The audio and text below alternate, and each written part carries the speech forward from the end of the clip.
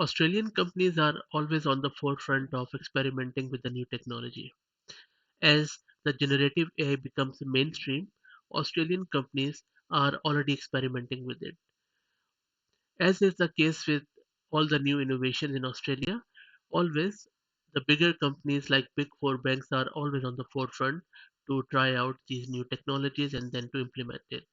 Australian Big Four banks like Commonwealth Bank, ANZ, NAB, and Westpac have already been experimenting with generative AI, specifically and artificial intelligence for quite some time. As you can see on your screen, David Walker, the CTO of Westpac Group, has already been in talks with various companies, especially Kasisto, to build and finance specific industry tailored large language model or LLM.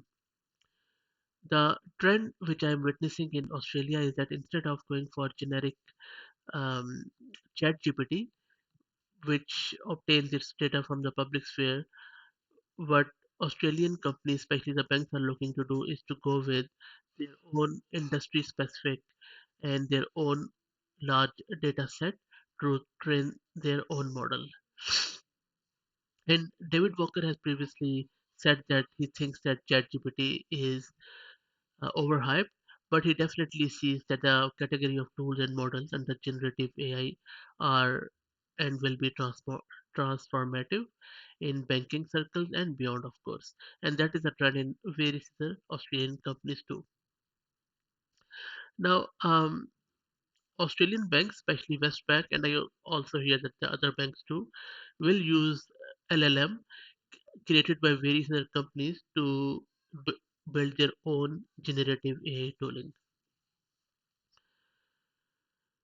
The good thing is that most of these banks are already using chatbots and they are ensuring that they deliver a consistent customer experience. And the idea by using these tools, especially by Westpac, is to maintain that consistent experience.